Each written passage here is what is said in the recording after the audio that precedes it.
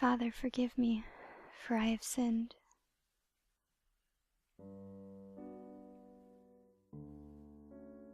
I never had a taste for art, but sometimes you get an invite to the finest gallery you could ever be invited to. Free food, rich women, cheap security, and expensive art. The whole situation was fantastic for a skilled ne'er-do-well such as myself. I was to walk in, collect what art I could, get an artsy girl, and stroll right out. I would cash in the art at a shady pawn shop in Utah and live the rest of my life in paradise. But things aren't that simple, and they never were. I should have known.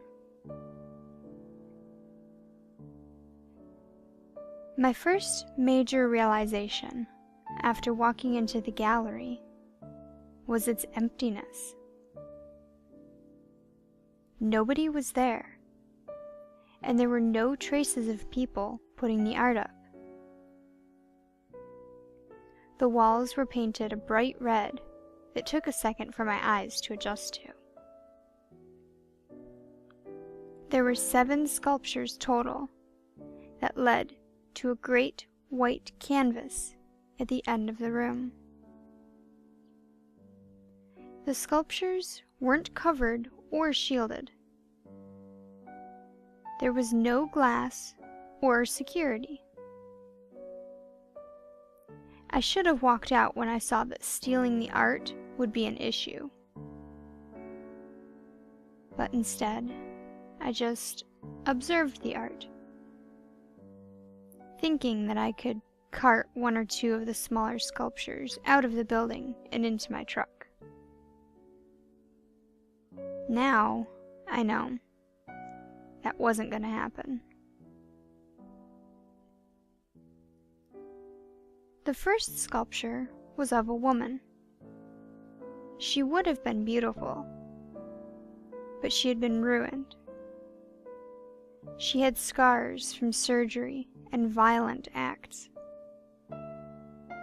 She had pale purple makeup dusted along her body, and her mascara was running down her cheeks. She was practically nude and had a frightening sexuality about her. She reminded me of a girl that I knew in Chicago. She was a prostitute and died a few months ago when she was at her most desperate.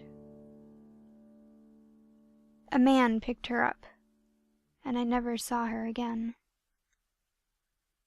Poor girl.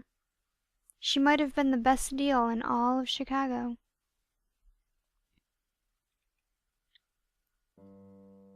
The second sculpture was a very fat man.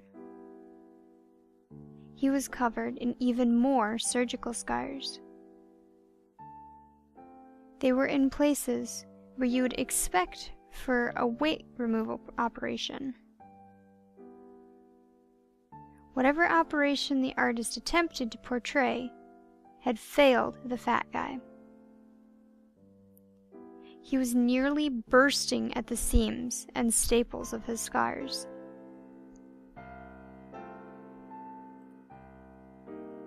A soapy fat substance dripped onto the floor. I think he looked a little bit like me. I mean, I'd been called fat before, and maybe I was, but I never reached this level. I stole food when I didn't need it, from those who did it for sport, and I ate whatever I had. Maybe the fat guy is more like me than I could imagine.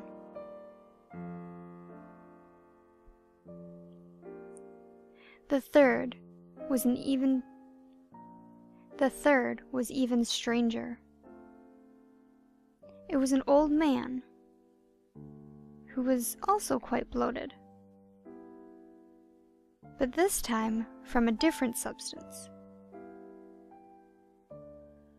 He wore a crown of jewels, but most of his riches were inside of his body. He was cut up, and gold and jewelry was stuffed into his slots, like a piggy bank. His skin had a rotted gold hue, and the gold sometimes bled out of his wounds. This man looked more like me. I was happiest with this sculpture, though. It seemed like I could have reached inside his stomach and took a handful of riches with me. I might be able to run from everything if I stole his crown or coins.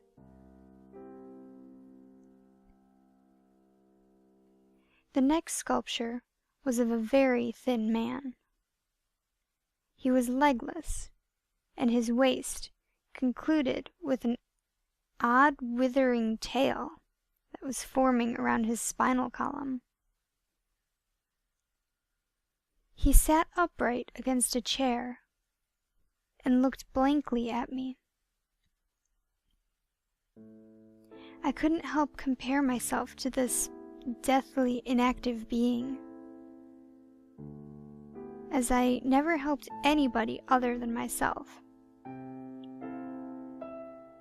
I stood by and watched good people die, and I have never done anything that didn't benefit me. I'm sure the poor sucker represented here never did anything for anybody either.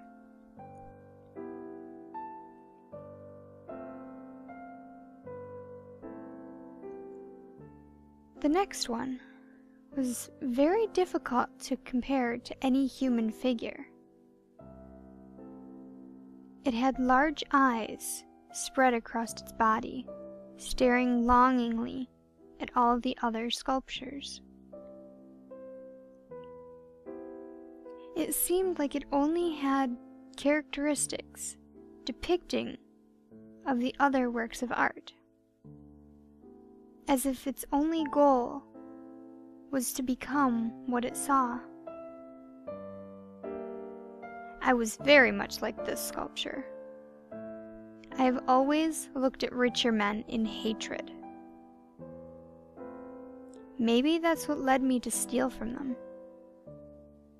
I show them that I am better and richer, and I leave them poor and damaged. They always deserve it.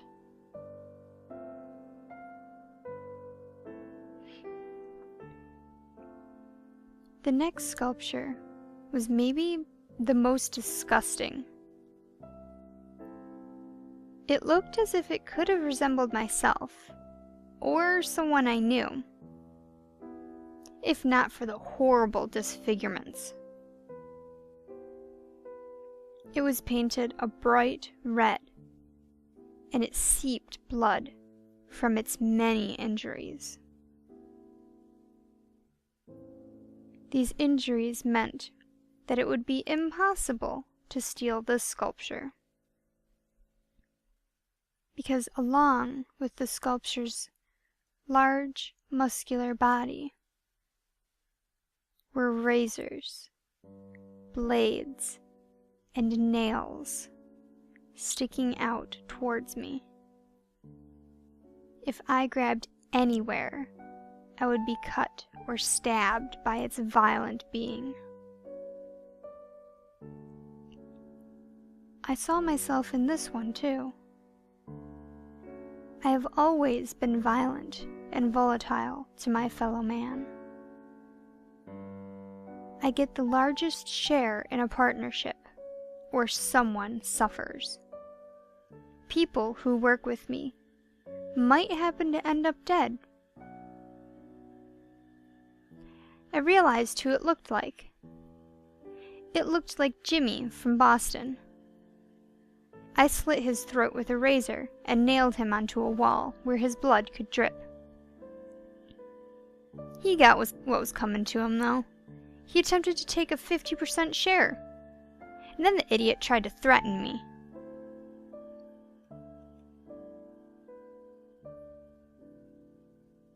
The last one was odd in comparison to the others. It was a very attractive man cast in bronze. There was less horror involved, save for one thing. It looked exactly like me. He was placed on a pedestal above every other sculpture and shined a bronze so bright and separate from the red on the walls of the gallery. I think I like this one the most. I just might steal it and keep it for myself. A man as skilled as myself deserves only the best, and this is the best I've seen. And it looks like me.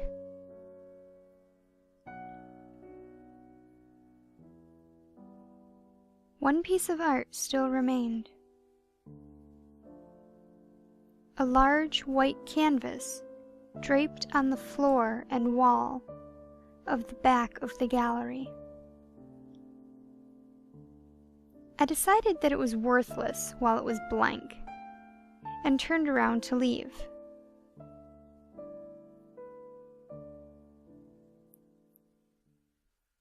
Every sculpture disappeared from their placement.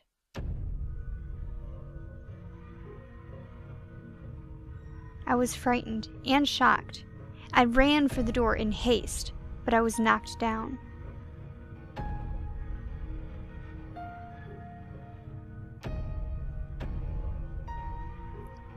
I woke up at the canvas.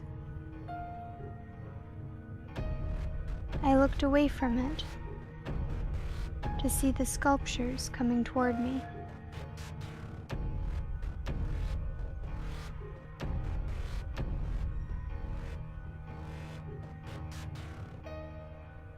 I was the last piece of art.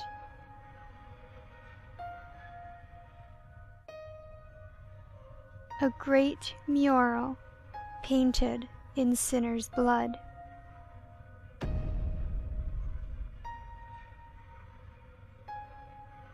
Now I lay here, torn piece by piece,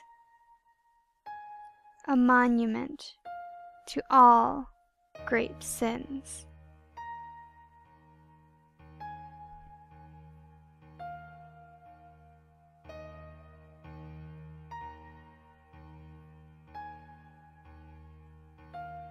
No God can hear me repent.